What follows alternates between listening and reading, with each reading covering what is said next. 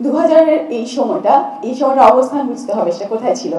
আজকে 24-এর ঠিক আগের মুহূর্ত এবং 52, 69, 71-এর এবং এটা বলে গেলেন 80-র দশকের পরে আমরা হচ্ছি এই যে মাঝামাঝি একটা সময়, তাহলে আমাদের ভিত্তিটা ছিল হচ্ছে মুক্তিযুদ্ধ, আমাদের 52, আমাদের 69 সেগুলোর ভিত্তিতে, এবং আজকের যেই গণজাগরণ, গণ অভ্যুত্থান সেটাও কিন্তু আমাদের বীজ কিন্তু এখানে ছিল।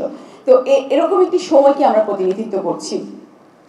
তো আমাদের এই প্রজন্মের বেড়ে ওঠা বা আমাদের এখানে আমি যে জায়গাটা বলবো সবচাইতে গুরুত্বপূর্ণ যে জায়গাগুলো হয়েছে, যেটা শিল্প বিপ্লবের কথা বলা হয়েছে যে উদ্যোক্তা শ্রেণী তৈরি হয়েছে, কিন্তু এই উদ্যোক্তাদের মাধ্যমে যে শিল্প বিপ্লবটা এসেছিল সেটা কিন্তু এই সময়ের মধ্যে আসা।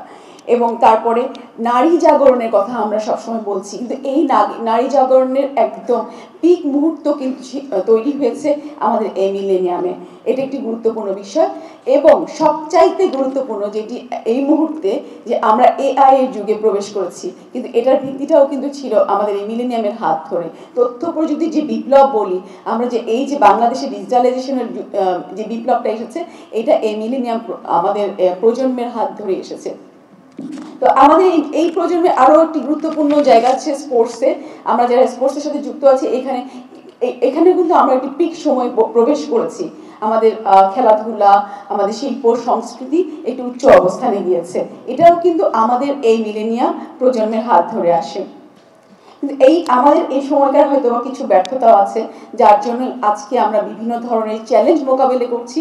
সেই চ্যালেঞ্জগুলো হয়তো বা আমাদের মিলেনিয়াম যে প্রজন্ম ছিল তাদের কিছু হয়তো জায়গা যে সমস্যা ছিল বলে কিন্তু আজকে আমরা এই গ্যাপগুলো আমাদের মোকাবেলা করতে আমাদের রাষ্ট্রের বা আমাদের সমাজে কষ্ট হচ্ছে। তো সেই জায়গাগুলো যদি আমরা ফোকাস করি এবং সেই জায়গাগুলো যদি আমরা রিকভার করি, তাহলে হয়তো আমরা যেটা চাচ্ছি, বাংলাদেশ এই মুহূর্তে যেটা চাওয়া, গণতন্ত্র, ইনক্লুসিভিটি এবং সাম্য ও সহাবস্থানের যে জায়গাটা আমরা চাই, সেটা নিশ্চিত করা সম্ভব হবে। ধন্যবাদ সবাইকে। ধন্যবাদ Rahman sir, Wahidur Rahman sir. Thank you.